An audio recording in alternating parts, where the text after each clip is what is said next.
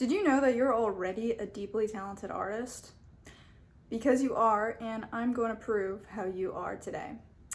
So, what is your art? How can this be true? Well, if you clicked on this video, it's because you resonate with the message in some kind of way, and you've probably wanted some kind of confirmation or affirmation that this is true. But the reason that maybe you have doubts about that is because maybe you don't totally embody it, meaning that you don't regularly practice art, meaning that you have a craft that you do regularly, or maybe you see yourself as artistic, but when people ask you about it, you shy away from claiming the role or the title because you might feel you don't do it enough in order to really fully own that title. So you're here because in some ways you know this is true about you, you know that you're an artist in some kind of way, and yet you also feel a doubt about it. And it's natural to feel a doubt about it because the doubt creeps in because you're not conscious of what you're creating. And that's why you don't identify as an artist, is because you don't feel like you've been conscious of what it is that you are putting out. But the truth is, you are an artist and you are deeply talented as an artist. And I know this without even knowing you, with never having seen who you are, how you live, or anything. I know you are a deeply talented artist by this one thing. You have perfected the art of being the mask that you wear. And this is the really funny thing, is that we all take on these masks of our identity and we play them out all the time. And we're constantly telling people, this is who I am, this is who I am. Even if you feel like there's some disconnect from it in yourself, you still show up as that character to other people. And should you deviate from the norms that people have come to associate you with, you know that they would think that you're weird or off or something. And yet you feel like you're not fully showing up as yourself. And so here is where the artist, at its core, and this is actually what every artist does, whether or not they realize it or anything like that, is that they are something, they are someone. And when you look at the realm of art, art is not just about, oh, here's this art that I made and I'm putting it out here. It's also all the theatrics that have to go into it.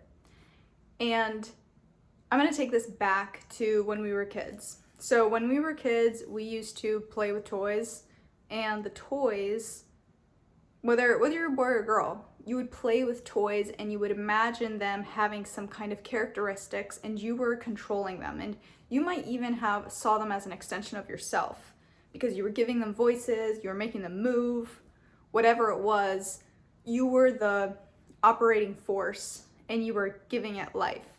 And really what you were doing is you were playing, right? You were actually putting on a play. And there was a kind of theater to it, but you weren't performing it for anyone. You were literally just enjoying doing whatever it was you were doing as you were playing that character. And here's what's interesting, is that play, that sense of play, doesn't end. You know, as we become adults, you know, we're not necessarily interested in playing with dolls or trucks anymore. We become more interested in the social realm. And that's true for male or female. You know, female might take it in a more personal state where now they care more about fashion and makeup. And of course, this is not across the board. This is just generally speaking. And a man or male might care more about video games, kind of, or sports, how he's socializing, but in this kind of active way. And at either side, instead of imagining that this toy is you, or, you know, you're controlling it and taking on its characteristics or giving it characteristics, you yourself become the vessel, you yourself, your identity, and your mask, meaning the side of you that you present to the world. And the mask, whenever I refer to the mask is always a thing that we develop in order to navigate and live in this social world in which we feel intuitively unspoken expectations, unspoken projections. Like, we feel these things, but we don't always know how to name it or whatever, and so we just kind of mold ourselves to it. And the mask exists as a way to protect ourselves and allow us to fit in. But there gets to a point in our life in which we can feel really disconnected from ourselves, and that's because we've actually mistaken the mask as our true identity. And so anything that we associate with the mask, like, oh, the mask, isn't that comfortable around people, or the mask, never speaks up for itself. The mask is going to do these things, and you're disappointing yourself because you're like, well, that's not who I really think that I am. That's not who I really feel that I am. And that, again, that is alluding to the artist within you that is creating something. You've created the mask, and yet you feel disconnected from the performance that you're giving, because you're not really embodying a kind of truth to you, because you're disconnected from it. So anyways, going back to how from childhood we played with the toys was the play, we put on a play, we were these separate characters. And remember, as a kid, it was always so much fun to play, right? Like, that was the thing you wanted to do literally all the time, was like, I cannot wait to go and play. I can't wait to hang out with my friends and play. Like, it was the most exciting thing, the most fun thing that you could do was to play. And so as adults, that play, again, becomes a part of who we are and how we represent ourselves in this world, because we become the operant power. And the reason I know that you are a really good artist is because you've actually crafted a mask so well, and you've performed it so well, that you've actually taken it and mistaken it to be your true identity. And you've done an amazing performance with it. You've done an amazing job crafting that mask, making it this person that other people see and perceive to be this way. But you're not beholden to that mask. And if anything, the mask is proof that you're very, very talented at creating a convincing and realistic portrayal of someone. And you have to be a great artist in order to do that. But it's not enough. It's not enough. You're like, oh, okay, so you're saying I'm fucking fake and that I did such a great job performing. Like, okay, well, I don't want to be fake. I don't want to feel disconnected from myself. That's a good point. But the shift in thinking I'm wanting you to have is to realize you're already very talented at creating something realistic, believable, powerful. You yourself might be tired of that project. You yourself might be like, okay, this was a fun project. This was a fun character that I played, but I'm ready to play a different game. I'm ready to play a different character. And if you're ready for that, then you're ready to change the mask and you're ready to actually live from the authentic self. And so what's interesting is that when we were kids playing with the toys, right? When we were playing with the toys, we had ultimate control over the environment.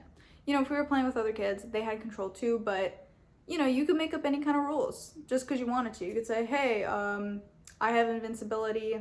You can try to kill me, but I am invincible. And then the other kid says, oh yeah, well, what if I do this? And you're like, force field. You could just make up stuff on the spot and always maintain this sense of control. As we become older and we ourselves, the kind of living, I don't want to say that we're the toy, but we are the living mask, the living actor, that sense of environmental control changes. And it changes because we realize that our mask actually has a huge effect on how people see us and treat us. And, this is very true in many domains, right? It's true in relationships, it's true in the workplace, it's true in friendships, it's true in any kind of groups that you are a part of. And, why is it true in the workplace? Well, in the workplace, we're doing all kinds of theatrics in order to show that we're professional, show that we know the decorum of what's going on. And part of getting the job is knowing the unspoken rules of how you're supposed to act and how you're supposed to show professionalism, even though those things don't necessarily translate into productivity, meaning producing real value or producing something substantial. And yet we base so much of our lives as humans on the theatrics of others, and that's true also in, how we date. We evaluate people on the theatrics, and that's why sociopaths, narcissists are very manipulative, is because they studied the theatrics and they understood, if I do this certain things, in the beginning, it gives me leeway with somebody. And from there, once they've kind of hooked into you, that's when they can start manipulating things. And so we base a lot of our perceptions on the theatrics of others, and including ourselves. We hold ourselves to a certain standard based on the theatrics, based on the show that we were able to give. We might berate ourselves if we don't think that we gave a very convincing show when we were in a group of people. If you ever have fantasies in your head how you think people might accept you or celebrate you, that is always related to you giving a good, convincing show. And so what it means is that we do love to play. We do love to play out this character. But the thing is that if we're always kind of in the mind, always thinking about it, then we're going to actually be detached from, one, our true nature, and then two, our magic. And our magic, in my opinion, is our senses being attuned to the environment. So, as adults, we realize, I can't control the environment. Even though there's many philosophies that will study it, and as adults, we kind of become obsessed with learning how to control the environment, whether it's, learning how to become the most attractive version of yourself, or, you get into maybe New Age spirituality about manifesting, or maybe you get into religion. Like, in a certain way, one could argue these are all different ways of us attempting to have control over our environment. And I'm not saying it's good or bad. I'm just noticing how it fits into this picture. Depending on the philosophy that you adopt, there is a certain point at which you accept the control that I have is actually over myself. And what becomes important is, what kind of control do I have over myself in order to have some kind of influence or some kind of power in the environment? And so people can get really disciplined, very harsh, very critical of themselves and of other people, depending on how much they live up to that standard. And also people can be very hard on themselves based on, what the environment does bring out. Like, if they don't get what they want, they might take that as evidence of like, I don't work hard enough. And some religions really extol that as like, you didn't love God enough, and that's why you have this. You didn't worship God enough, that's why you had this situation come about. And so it can be self-flagellating as well, which is no fun. And that is also disconnecting us from our magic, because our magic is being attuned to our senses. So instead of trying to control everything. Like, oh, I see this problem, so I'm going to control it, and the only way I can control it is by controlling myself. So, oh, I'm gonna, like if you think, oh, my problem is I'm not connecting, maybe I'm not finding my dream person who I want to marry, right? And you think, oh, I'm not finding them because maybe I'm not attractive enough. And so your sense of control is, okay, I have to control the way I look, and so therefore I need to be really hard on myself on, all these aspects of my appearance, whether it's my weight or my face or my fashion or whatever. And it becomes a thing of control. And, let's say you go on a date with someone you think is really attractive and they don't reciprocate, boom, that becomes proof that actually you didn't work hard enough, and so therefore you now are punished and you have to try harder. But this is horrible. This is not a way to be. And this is where our inner artist actually dies. It dies because our artist wants to create things. And the way that you actually change this perspective is that instead of being more controlling, being more punitive, is you actually embrace the artist that you are. And embracing art in that process, to really embrace art, in my opinion, is to embrace beauty. And part of beauty is the ability to observe and witness truth. And so many of us have such a hard time witnessing and observing truth, not even, responding to truth, but simply witnessing and accepting truth. It can be very difficult for us because we have our desires, we have our projections of how things should be or how we wanted them to be. And so sometimes to see truth or see something that is there is very difficult. I know for myself, when I was like 18, I suffered from social anxiety, and my relationship to the anxiety was I needed to control it. So anytime I felt uncomfortable in a social situation, I felt very hard on myself, and I felt very disappointed in myself. Like, why are you uncomfortable? What is there to be uncomfortable about? I took it as a sign that I was deficient, that there was something wrong with me. And in a certain way, yes, there was something wrong. Like, there were actually truly no threats in the social environment, but I somehow felt like there were, or there could be.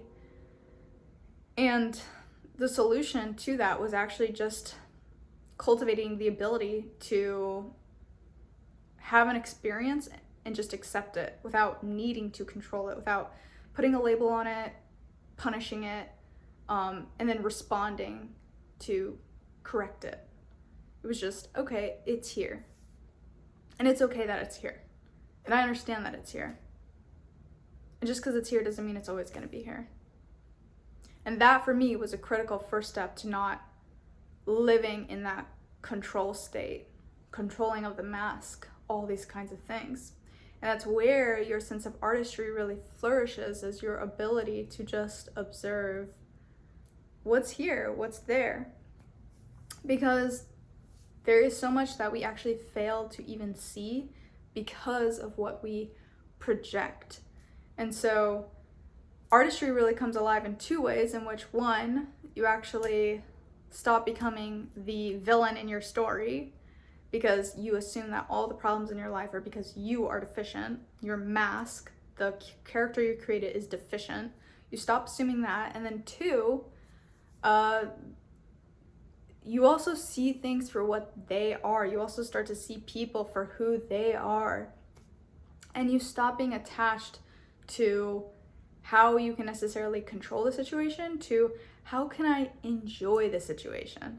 If my job is not to control it and have some kind of particular outcome, like, that's not your artistry, is that you are creating these outcomes. Your artistry is, how do I enjoy each and every moment? And that becomes the true play. Like I said, the play that we're all putting on. Because when you were a kid and you were playing with toys, all you wanted to do was enjoy yourself. That was the main motivating factor in what you did. And so that becomes true as you let go of the mask that you've been for so long, and you actually start to tune into your senses and recognize, what do I like and what do I not like? And you let that be a guiding force, and you cultivate the ability to observe truth. Because when you can actually observe and you can actually see things without projecting, without punishing, and just allowing, just saying, this is here, if that becomes your guiding force of the next decision that you choose, and your intention behind your choice is beauty or to feel better, then your way of moving already becomes so different, and you start to actually tap into your true magic.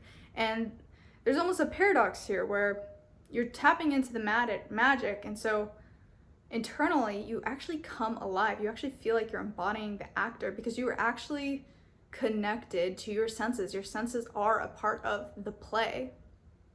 And from the outside, but the paradox of from the outside is like, whoa, who is this person who kind of does their own thing? Or who, people start to project what they think you're doing, or they might make up stories about you just because you're moving in the way that you're moving now.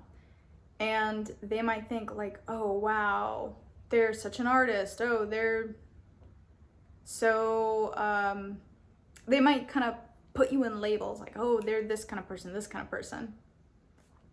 But really, you're not concerned with what they're seeing you as, because the guiding post in your life is truth, is observing the truth and then honoring your truth. And your truth is always like, do I like this or do I not like this? It's really that simple. Do I like this? Do I not like this? And you go in the direction of things that you like. If you do not like something, stop pushing for it. This is where people get into many traps, is like, and this is where the mask comes in, this desire to please or whatever, is that we will get convinced that the things that we don't like are virtuous and suffering is good for you. And, this is just inherent to how we are and how we need to be. All these stupid stories about how you not listening to what is true for you and you not doing what makes you feel better is actually a good thing. And that is nonsense. And that is not where you get like actual artistry from. That's where you start seeing people playing with the masks and then becoming very attached to the mask and protecting the mask and losing themselves in the mask. They take the mask too literally. And that's another trap, is when you take yourself too seriously. Someone makes fun of you, or someone says, whatever, you're not good at this, and you take it too seriously, and now you're like losing your shit, whatever. That's not fun either. And it doesn't confer authority to other people, because true authority, true artistry is when you're comfortable with yourself and you're satisfied with what you have created. And the only way that you get actually satisfied with what you've created is that you accept that your senses and what you are doing is already enough. You didn't have to, change it into this mask in order to be accepted. Sometimes people will reject you or not like what you do. And that has nothing to do with you. It's actually just their opinion. And they're entitled to have an opinion. And you are also entitled to have an opinion. You could say, well, I don't agree with your opinion. And that might set them off even more, because they're like, what? You don't agree with my opinion? Everybody agrees with my opinion. It's like, I do not. That is just the fact of it. And when you learn to move in this way, and you learn to take on the identity that I'm actually an artist, and my artistry is alive and who I am and the choices I'm making every day, you realize that first it plays out through who you are, how you actually interact with the world. And two, you're not making it about the mask that you present to everybody. Because if you acknowledge the mask is like the theatrics that we do all the time around people in order to be, accepted on all this stuff, if we're already doing that, but it doesn't necessarily take us to where we go, at a certain point you have to ask, well, what is the point of it? And that is a really great question. Because if the mask is not taking you where you want to go, it's time to be a different character. This is what I think is we're really lucky about, is that we see all these Hollywood celebrity actors, actresses, and it's like, oh, they've got the golden life. They get to, make art and do amazing stuff in the movies and make money and have this amazing lifestyle. But to me, I think it's in some ways sad. Like, I love movies, so I'm not saying like, oh, all movies are sad or something, but they're beholden to whatever roles basically other people choose for them, whether it's a director or their agent. They're beholden to taking on those roles. And I think it's kind of sad because they have to really commit to playing that role. But the difference for you, and you are also an actor, you are also an artist of your life, is that you don't have to play a character that you don't want to play. And so many of us choose to play characters, choose to play a movie, choose to play out a story that we don't even want to live. And so that is actually the great freedom that we have, is that our livelihood is not based on these movie characters that we have to play.